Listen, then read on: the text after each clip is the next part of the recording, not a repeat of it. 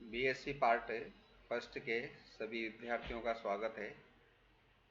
आज मैं आप लोगों को पेपर सेकंड के अंतर्गत ब्रायोफाइट्स, टेरिडोफाइट्स में इवोल्यूशनरी ट्रेंड्स के अंतर्गत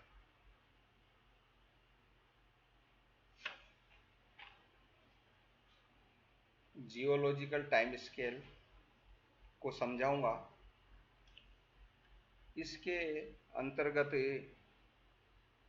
जो हमारे यहाँ इवोल्यूशनरी ट्रेंड्स हैं उसमें कौन से पौधों का किससे विकास हुआ और समय समय पर विकास का जो क्रम है वह क्या क्या रहा। विकास के क्रम के अंतर्गत हम लोग वायरसेस, बैक्टीरियाज जैसे प्रोकैरियोट्स हैं, इन प्रोकैरियोट्स को लेकर और यूकैरियोट्स के अंतर्गत वहाँ तक के विकास को मैं आप लोगों को एक जियोलॉजिकल टाइम टेबल या जियोलॉजिकल सारणी के द्वारा आप लोगों को समझाऊंगा।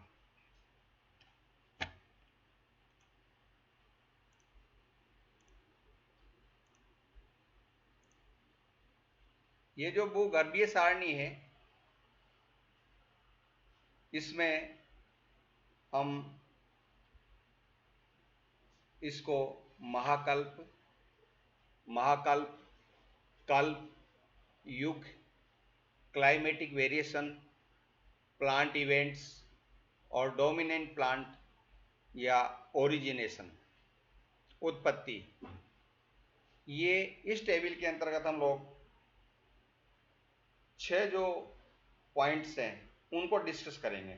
सबसे पहले मैं आप लोगों को बताना चाहता हूं कि भूगर्भीय सारणी के अंतर्गत हमने जो पूरा सारणी है इस पूरी सारणी को 5 महाकल्पों में 5 एरा के अंतर्गत हमने विभाजित किया गया है।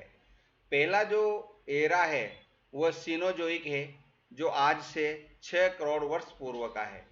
इसी प्रकार से दूसरा मीसोजोइक एरा है जो आज से 18.8 करोड़ वर्ष पूर्व का है। और तीसरा जो महाकल्प है वह पैलियोजोइक, ये आज से 55 करोड़ वर्ष पूर्व का है।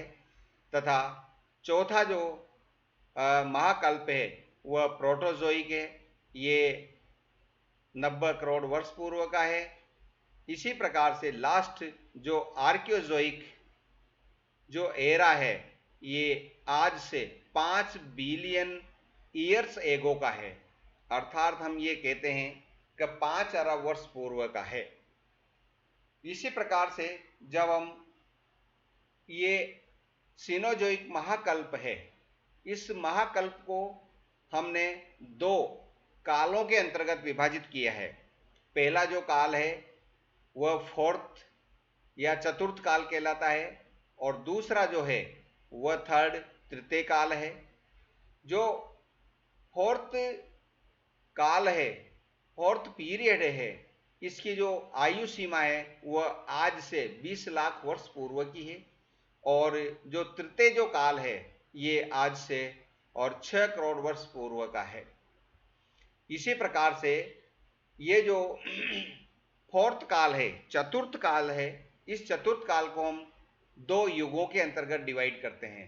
पहला होलोसीन युग, दूसरा प्लास्टोसीन युग और थर्ड जो काल है इसको 4 भागों में डिवाइड करते हैं। 4 युगों के अंतर्गत हमने इसको डिवाइड किया है। पहला जो युग है वह प्लायोसीन है, दूसरा मायोसीन है, तीसरा ओलिगोसीन है और चौथा ईओसीन है। इस प्रकार से हम जब पहले फोर्थ काल के अंतर्गत आते हैं तो इस समय नई जलवायु का विकास हुआ, अर्थात जो वर्तमान समय में जो जलवायु चल रही है इसकी हम बात करते हैं।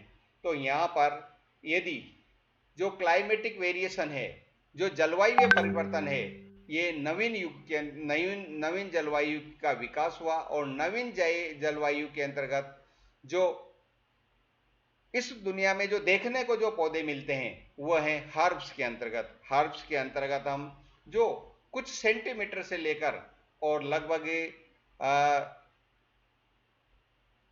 1 मीटर तक और 1 मीटर से भी आगे लगभग 1.5 मीटर तक के जो पौधे होते हैं, जैसे मैं आप लोगों को बता देता हूँ हर्ब्स के अंतर्गत, जैसे साग हैं और थोड़ी सी बिग हर्ब्स हैं जो साग हैं, जैसे गेहूं हैं, चने हैं, जो है बाजरा है, ये इन सब को अंतर्गत हम हर्ब्स के अंतर्गत मानते हैं। और ये जो हर्ब्स हैं, ये ज़्यादातर हर्ब्स एक सीजन के अंतर्गत ही अपना जीवन काल पूरा कर लेती है।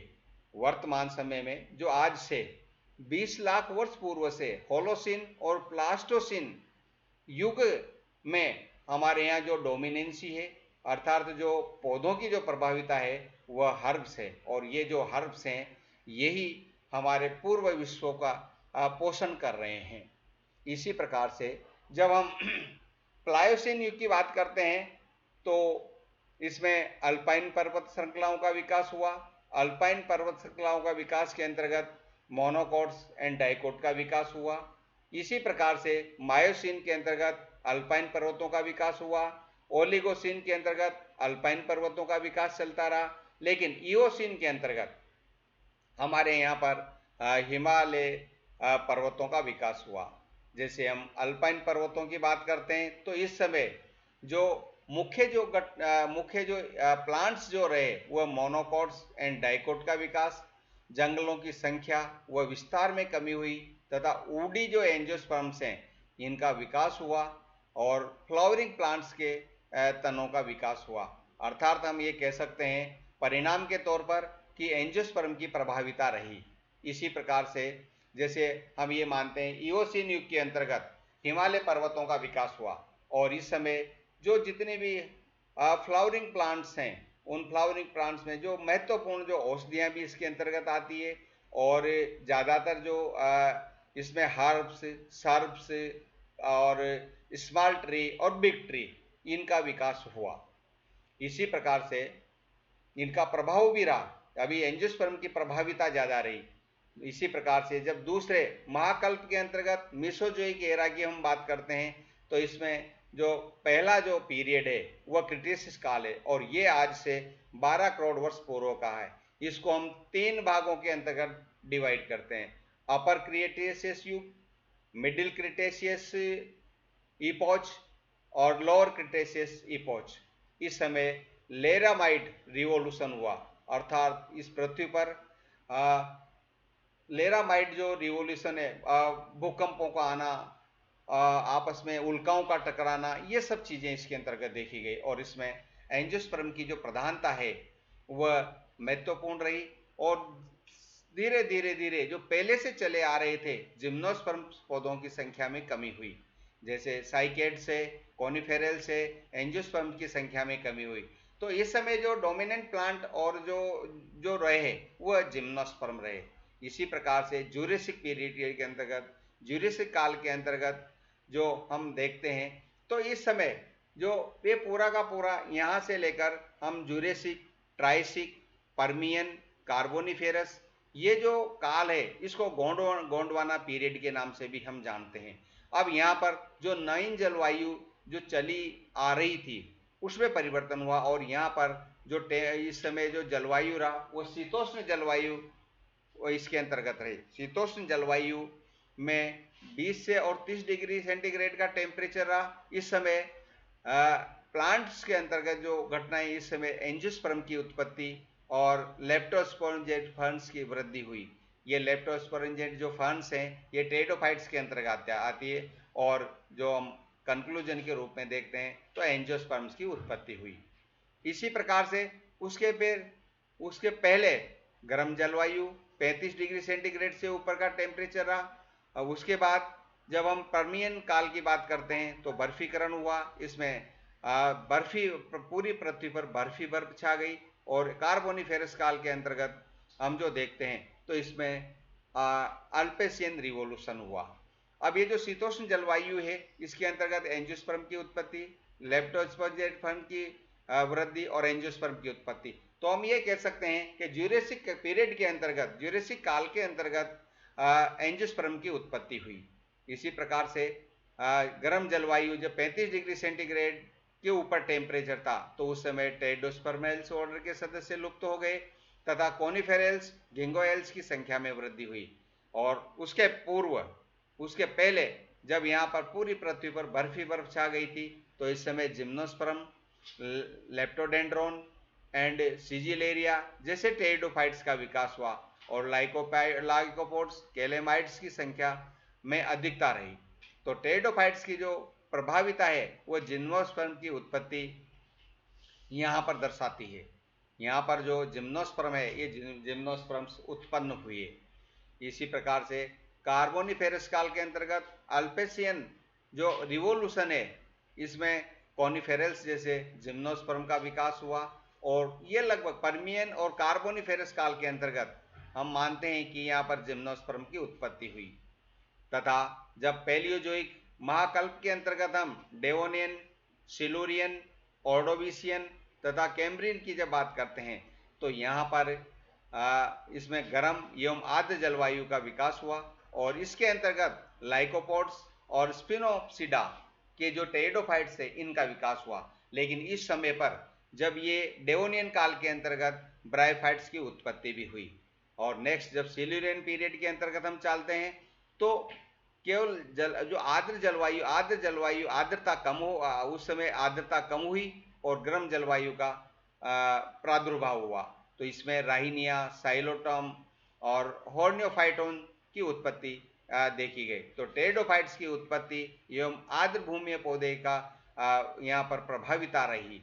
ऐसे ऑर्डोविशियन के अंतर्गत क्लेडोनियन पर्वतों का विकास, समुद्री शैवाल, ग्रीन एल्गी इनका विकास, यहाँ पर इसमें ग्रीन एल्गी का विकास हुआ क्लेडोनियन पर्वतों के अंतर्गत। इसी प्रकार से कैम्ब्रियन के अंतर्गत एकेडियन पर्वत श्रृंखलाओं का विकास हुआ और इस समय एकेडियन जो पर्वत श्रृंखलाएं हैं ये ग्रीन एल्गी इसमें जो ज़्यादातर पौधे रहे क्योंकि इस समय एकेडियन पर्वत श्रृंखलाओं में इस समय संपूर्ण पृथ्वी पर अधिकांश भाग में पानी ही पानी था, लेकिन यहाँ पर ग्रीन एल्गा की उत्पत्ति हुई। तथा जब हम प्रोटोजोइक महाकल्प की बात करते हैं तो प्री कैम्ब्रियन के अंतर्गत गर्म जलीय स्थितियां रही। इसमें प्रिमिटिव यूनिसेलुलर, मल्टीसेलुलर, यूकैरियोटिक शैवाल्स की आधिक्य पाया गया और इस समय थैलोफाइटा का विकास हुआ।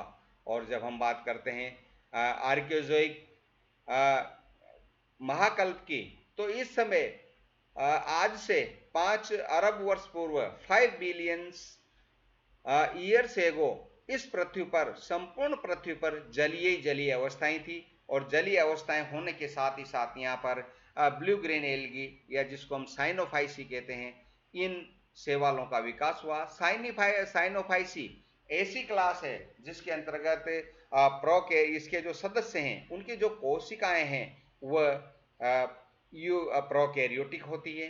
प्रोकैरियोटिक जो सेल्स हैं ये प्रोकैरियोटिक सेल्स के अंतर्गत डेफिनेट न्यूक्लियर मेम्ब्रेन नहीं होता, जो न्यूक्लियस है वह डिफ्यूज्ड होता है और इस समय यहाँ पर बैक्टीरिया, वायरसेज और प्रोकैरियोट्स इनका विकास हुआ। तो ये जो प्रोकैरियोट्स हैं, अब हम जब एक क्रम देखते हैं तो उस क्रम के अंतर्गत हम ये देखते हैं कि सबसे पहले पृथ्वी पर जब जलीय अवस्थाएं थी तो बैक्टीरिया का विकास हुआ, वायरसेज हुए, प्रोकैरियोट्स हुए।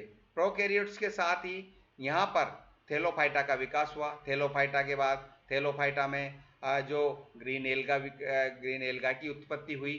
फिर ग्रीन एल्गा के बाद यहाँ पर टेरिडोफाइट की उत्पत्ति के लक्षण मिलते हैं, जबकि होना ब्रायोफाइट की उत्पत्ति था। लेकिन ये अपवाद स्वरूप देखा जाता है क्योंकि ब्रायोफाइट्स जो पौधे हैं ये टेरिडोफाइटा के बाद साइंटिफिक रूप से ये दिखाते हैं और टेरिडोफाइटा की उत्पत्ति और फिर उसके बाद जिम्नोस्पर्म की उत्पत्ति, जिम्नोस्पर्म के बाद एंजियोस्पर्म की उत्पत्ति और एंजियोस्पर्म से ये जो संपूर्ण पृथ्वी पर वर्तमान समय में केवल हर्ब्स का बोलबाला है।